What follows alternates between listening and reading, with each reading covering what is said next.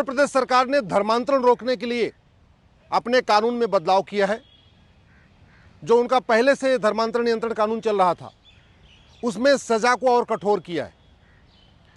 अब अगर एक व्यक्ति का धर्मांतरण कोई करता है तो उसको 3 से 7 साल की सजा होगी। सामूहिक धर्मांतरण अगर कराया जाता है तो 5 से 10 साल की सजा होगी। सामूहिक धर्मांतरण कराने में अगर फॉरेन फंडिंग पाई गई कि कोई विदेश से पैसा आया है तो 7 से 14 साल की सजा होगी। अगर कन्वर्ट करने के लिए किसी महिला को किडनैप किया गया, किसी बच्चे को किडनैप किया गया, किसी बच्ची को किडनैप किया गया तो उसमें आजीवन कारावास होगा, 20 साल तक की सजा होगी और जज साहब को यह अधिकार होगा कि उसको आजीवन कारावास कर दें, यानी मरने तक, मृत्यु तक आदमी जेल में रहेगा। मैं उत्तर प्रदेश की सरकार को और विशेष रूप से माननीय योगी जी को धन्यवाद देता हूं। धर्मांतरण रोकना बहुत ज़रूरी है। धर्मांतरण से राष्ट्रांतरण होता है। धर्मांतरण होता है तो त्यौहार बदल जाता है, धर्मांतरण होता है तो व्यवहार बदल जाता है, धर्मांतरण होता है तो सोच बदल जाती है, धर्मांतरण होता है तो पहनावा बदल जाता है, धर्मांतरण होता है तो खान पान बदल जाता है। तो अल्टीमेटली धर्मांतरण से राष्ट्रांतरण होता है। जहाँ जहाँ धर्मांतरण होता गया है वहाँ भारत की संस्कृति, भारत की सोच खत्म होती चली गई है। न वहाँ पे होली दिवाली मनाई जाती है, न त्यौहार मनाया जाता है, न वहाँ नारी तू नारायणी की भावना बची है। जहाँ जहाँ धर्मांतरण हुआ है न वहाँ वसुधैव कुटुंबकम की भावना बची है, न वहाँ लोकतंत्र बचा है, न वहाँ संविधान बचा हुआ है। लेकिन इस कानून में कुछ और भी बदलाव करने की ज़रूरत है। अभी जो बदलाव किया गया है उत्तर प्रदेश की सरकार में, जो बिल आया उसमें 1 लाख रुपए की सज़ा है। मेरा व्यक्तिगत ये मानना है कि 1 लाख रुपए तो पर हेड आता है बाहर से पैसा, यानी एक व्यक्ति को कन्वर्ट करने के लिए 1 लाख रुपए मिलता है। इसलिए ये जो फाइन रखी गई है, जो पेनल्टी रखी गई है, ये 1 करोड़ की होनी चाहिए। जैसे नकल माफियाओं पे 1 करोड़ रुपए की पेनल्टी रखी गई है, ऐसे कन्वर्जन माफियाओं पे भी 1 करोड़ रुपए पेनल्टी होनी चाहिए। दूसरी बात, इस कानून में नार्को पॉलीग्राफ ब्रेन मैपिंग अनिवार्य होना चाहिए, क्योंकि जो कन्वर्ट करते हैं पकड़े तो वो जाते हैं जो बिल्कुल लास्ट लेवल के, जो ग्राउंड लेवल पे होते हैं। एक्चुअल में पूरी चेन होती है। जो कन्वर्जन होता है ये पूरा एक सिंडिकेट है। कोई उनको लिटरेचर देता है, कोई उनको मटेरियल देता है, कोई आगे से पैसा देता है, कोई उनको जगह उपलब्ध कराता है, कोई उनको गाड़ी उपलब्ध कराता है, कोई उनको मोटिवेट करता है। तो कम से कम ये 20 से 25 लोगों का पूरा सिंडिकेट होता है। अब अगर नीचे अगर कोई पकड़ा गया, मान लीजिए कहीं चंगाई सभा चल रही है, वहाँ 4 आदमी पकड़े भी गए तो पूरा रैकेट पकड़ना मुश्किल हो जाएगा। पूरा रैकेट तब पकड़ में आएगा जब नार्को पॉलीग्राफ ब्रेन मैपिंग अनिवार्य होगा। दूसरा, जज इस पे बेल न दे पाए उसके लिए ज़रूरी है कि कन्वर्जन को राष्ट्र की सुरक्षा के लिए खतरा घोषित कर दिया जाए और कानून में ये प्रावधान होना चाहिए कि जो भी कन्वर्जन में पकड़ा जाएगा उसके ऊपर एनएसए लगेगा, नेशनल सिक्योरिटी एक्ट लगेगा। कन्वर्जन हमारी एकता अखंडता के लिए बहुत बड़ा खतरा है।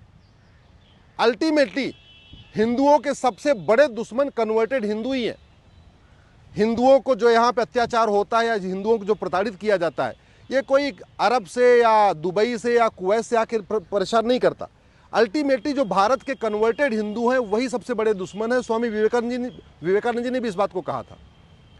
तो कन्वर्जन को देशद्रोह घोषित किया जाए, कन्वर्जन को राष्ट्र की सुरक्षा के लिए खतरा घोषित किया जाए, कन्वर्जन को देश की एकता अखंडता के लिए खतरा घोषित किया जाए। कन्वर्जन एक वेजिंग वॉर है। मैं क्यों कह रहा हूँ? क्योंकि मुगल भी अल्टीमेटली यहाँ कन्वर्ट करने आए थे, कन्वर्जन कराने आए थे। अंग्रेज़ भी यहाँ कन्वर्जन कराने आए थे और कन्वर्जन आज भी हो रहा है।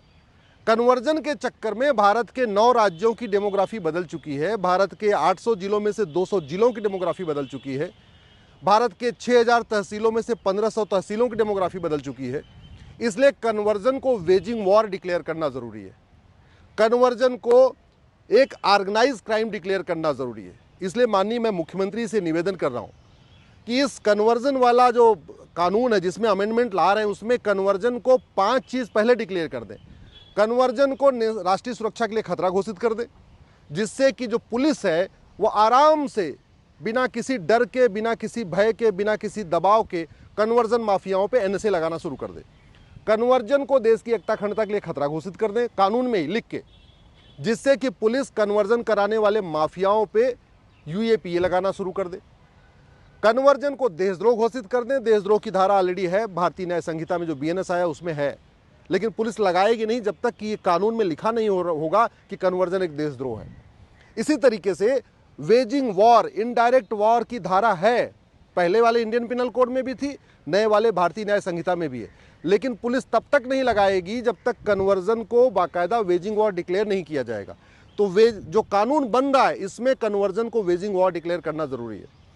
ऐसे ही कन्वर्जन चूंकि एक ऑर्गेनाइज क्राइम है, एक संगठित अपराध है, और संगठित अपराध से निपटने के लिए हमारे पास बाकायदा कानून है। गैंगस्टर एक्ट है यूपी में, महाराष्ट्र में मकोका है, गुजरात में गुजकोका है। लेकिन पुलिस गैंगस्टर लगाने से पहले हिचकती है। तो जो कानून है इसी में लिख दिया जाए कि कन्वर्जन एक ऑर्गेनाइज क्राइम है, तो पुलिस के लिए गैंगस्टर एक्ट लगाना बहुत आसान हो जाएगा। और सबसे बड़ी बात, कन्वर्जन कराने वाले माफियाओं के जो मददगार हैं, कोई उनको आधार बना के देता है, कोई उनका राशन कार्ड बना के देता है, कोई उनको फर्जी ड्राइविंग लाइसेंस बना के देता है, कोई इनका पासपोर्ट बना के देता है, कोई उनको अलग अलग तरीके से मदद करता है। तो कन्वर्जन कराने वाले और उनके मददगारों पे एक समान सजा होनी चाहिए, दोनों को एक समान गंभीर अपराध घोषित करने की जरूरत है। और जो सबसे इंपॉर्टेंट है कि कन्वर्जन केवल यूपी की समस्या नहीं है। वैसे भी जब से उत्तर प्रदेश के मुख्यमंत्री योगी जी ने कमान संभाली है, कन्वर्जन ऐसे ही बहुत कम हो गया है, खौफ पूरा हो चुका है। कई बार बुलडोजर चलता है, उससे और खौफ पैदा हो जाता है। कन्वर्जन राष्ट्रीय समस्या है। उत्तर से दक्षिण, पूरब से पश्चिम, ऐसा कोई जिला नहीं है कन्वर्जन नहीं हो रहा है। अब मान लीजिए उत्तर प्रदेश की सरकार कन्वर्जन के खिलाफ कठोर कानून बना भी देगी तो बिहार का तो नहीं रुकेगा, झारखंड का तो नहीं रुकेगा, केरल में कन्वर्जन तो नहीं रुकेगा, बंगाल में कन्वर्जन तो नहीं रुकेगा, हिमाचल प्रदेश में कांग्रेस की सरकार है वहाँ कन्वर्जन तो नहीं रुकेगा, कश्मीर में कन्वर्जन तो नहीं रुकेगा। चूंकि कन्वर्जन राष्ट्रीय सुरक्षा, एक राष्ट्रीय स्तर का खतरा है। कन्वर्जन देश के सभी जिलों में हो रहा है, देश की सभी तहसीलों में हो रहा है। इसलिए जैसे ही उत्तर प्रदेश सरकार ये कानून बना रही है, मेरा ये मानना है वैसा ही कानून पार्लियामेंट में बनना चाहिए। पार्लियामेंट में एक प्रिवेंशन ऑफ कन्वर्जन एक्ट बनना चाहिए। जैसे प्रिवेंशन ऑफ करप्शन एक्ट है, prevention of money laundering act है, prevention of black money act है, ऐसे ही एक prevention of conversion act parliament में बनना चाहिए। मैं सभी सांसदों से निवेदन कर रहा हूं, इसके लिए आवाज़ उठाइए। छत्तीसगढ़ भी कन्वर्ट हो रहा है, झारखंड भी कन्वर्ट हो रहा है, बिहार भी कन्वर्ट होता चला जा रहा है, असम भी कन्वर्ट होता जा रहा है, बंगाल भी कन्वर्ट होता जा रहा है। तो ये जो चूंकि कन्वर्जन राष्ट्रीय समस्या है, इसका समाधान राष्ट्रीय स्तर पे होगा। मैं माननीय प्रधानमंत्री जी से निवेदन कर रहा हूँ, जैसा बिल आया है उत्तर प्रदेश में, इसी बिल को और मजबूत करते हुए आप पार्लियामेंट में इसके लिए कानून बनाइए। बहुत ज़रूरी कानून है, बहुत ज़रूरी हो चुका है कि राष्ट्रीय स्तर पे कानून बने, क्योंकि केरल की जो वामपंथी सरकार है वो कन्वर्जन खिलाफ कानून नहीं बनाएगी, वो तो प्रमोट कर रही है। बंगाल में कभी नहीं बनाएगी ममता बनर्जी की सरकार एंटी कन्वर्जन ला, सोरेन सरकार भी एंटी कन्वर्जन ला नहीं बनाएगी, स्टालिन सरकार भी एंटी कन्वर्जन ला नहीं बनाएगी तमिलनाडु में। कर्नाटक में जो सरकार है वो भी कठोर कानून नहीं बनाएगी, कांग्रेस की सरकार चल रही है। सुक्खू सरकार हिमाचल में है, वो भी एंटी कन्वर्जन ला नहीं बनाएगी। तो भारत के हर राज्य में तो बीजेपी सरकार है नहीं, लेकिन कन्वर्जन देश के सभी राज्यों में हो रहा है। तो आवश्यक ये हो गया है कि एंटी कन्वर्जन ला पार्लियामेंट में बनना चाहिए, कन्वर्जन को नेशनल सिक्योरिटी के लिए खतरा घोषित करना चाहिए और एनएसए लगाने का प्रावधान होना चाहिए, कन्वर्जन को देश की एकता अखंडता के लिए खतरा घोषित होना चाहिए और पुलिस को निर्देश होना चाहिए कि कन्वर्जन कराने वाले उनके मददगारों पे यूएपीए लगाया जाए, कन्वर्जन को वेजिंग वॉर डिक्लेयर करना चाहिए राष्ट्रीय स्तर पे और पुलिस को डायरेक्शन होना चाहिए कि जो आदमी कन्वर्ट करे या जो उसके मददगार हों उनके खिलाफ वेजिंग वॉर की धारा लगाइए।